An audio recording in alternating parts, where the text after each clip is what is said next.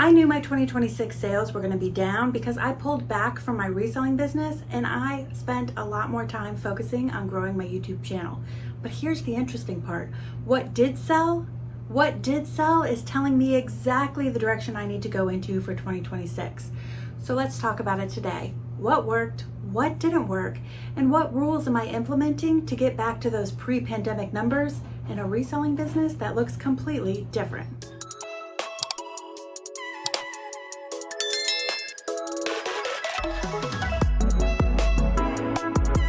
Hi Sequels friends, welcome back to my channel. It is so wonderful to be back here making YouTube videos.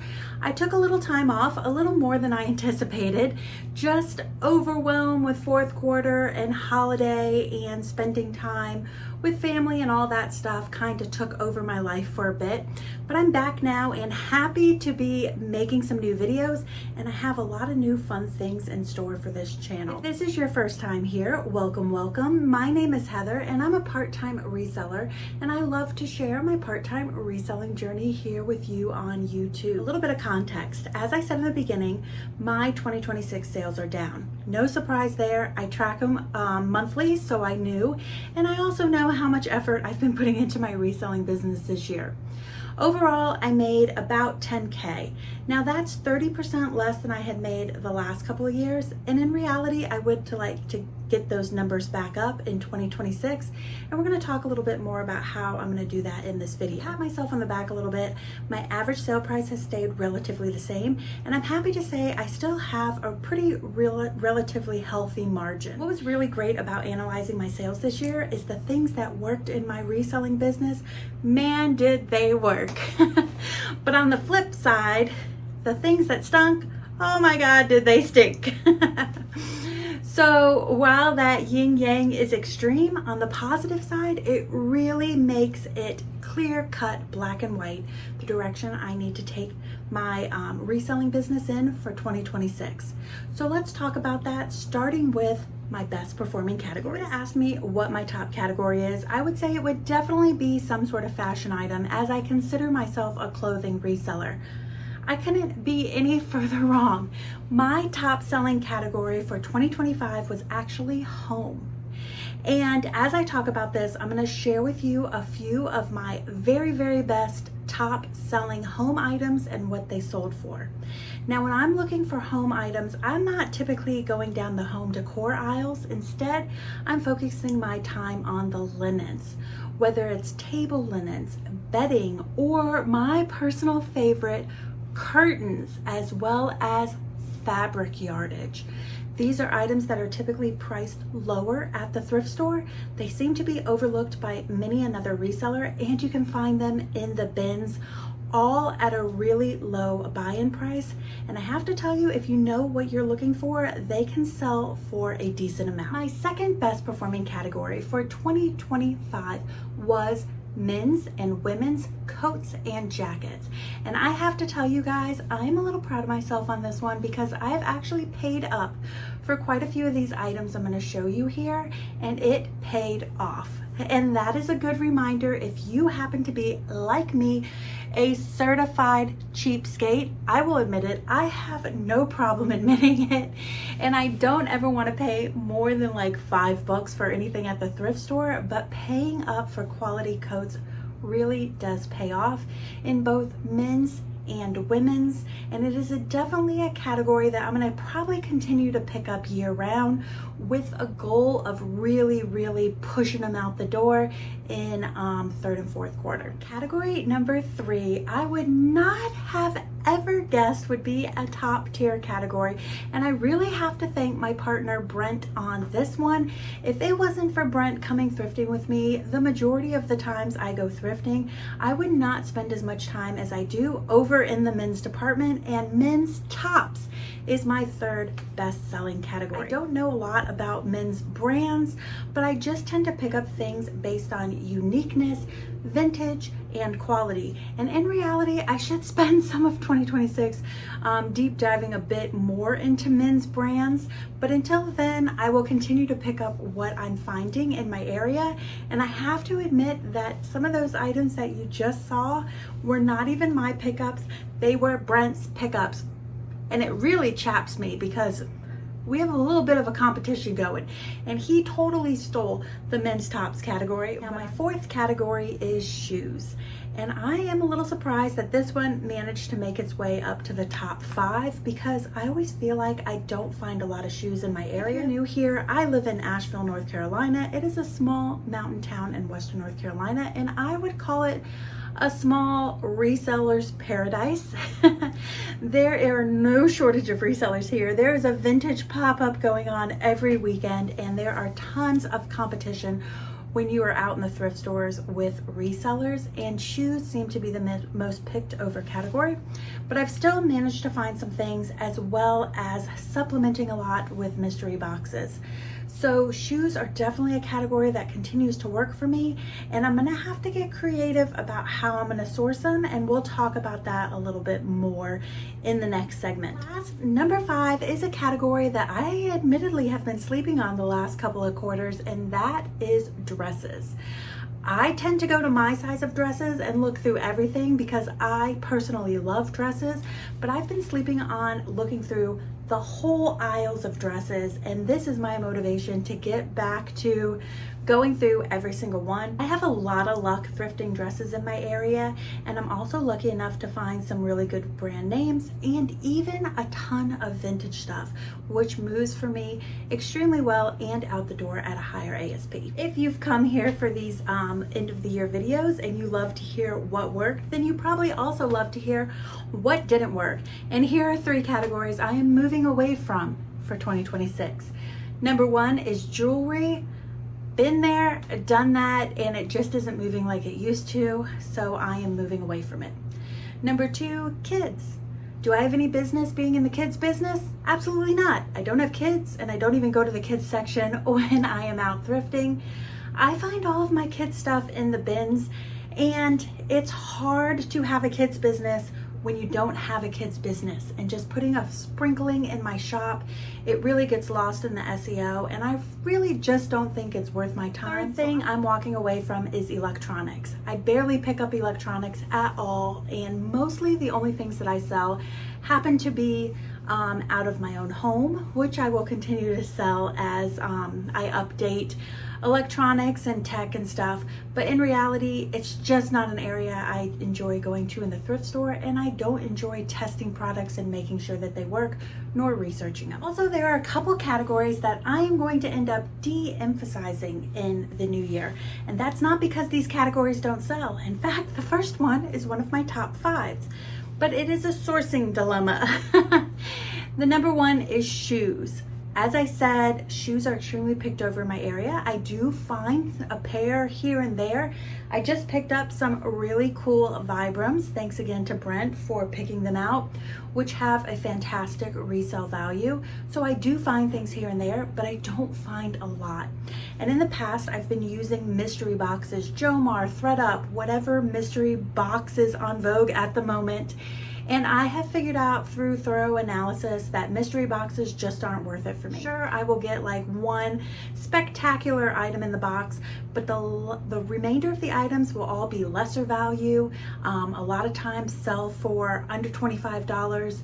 And while I make money on the item, when I look at the outcome of the box, I tend to break even, or even at this point lose money. And if I'm going to buy a full box full of shoes just to get 1 or 2 good pairs of shoes, I might as well just look for shoes when I'm out thrifting. Second category is also a category that I've depended on mostly for through mystery boxes, and that's jeans. I don't tend to find a lot of good brand name jeans, or if I do, they're all stretched out, damaged, not worthy of resale. So again, rather than get a box that doesn't make me money, it just breaks even, then I'm probably going to steer away from listing a bunch of jeans. Now, a caveat. Now that I've said that on video and shared that with you, of course I'm going to walk in and find nothing but jeans and shoes, which we hope I have that problem in 2026. So we talked about the best categories, the worst categories, things I'm de-emphasizing. Let's talk platforms, because there are changes to be made around on the platforms as well. First off, Mercari sorry, she's a goner. I have already cleared out of Mercari. I have already deleted the platform. If you've been with me over my journey since 2019 in reselling, this isn't the first time I've deleted Mercari and come back. When I started cross-listing, I came back to Mercari because it's just a couple of clicks. But for the time and effort for those couple of clicks and the money that I make total, I just rather put that time and effort somewhere else.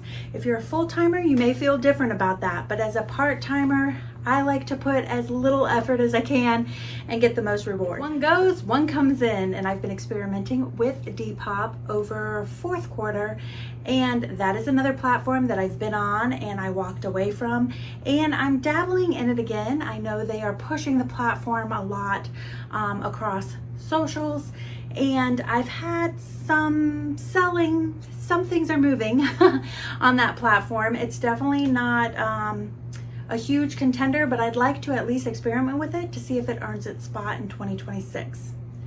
Now, my go-to platform is eBay, love eBay, and it is now 50% of my total business, which is insane to me. It used to be like 20-25%, but it's 50%. Every single thing I pretty much sell gets listed on eBay. My second best performing platform, if you guys are selling vintage and you are not on Etsy, set up your account. Let's do it. Go ahead and do it.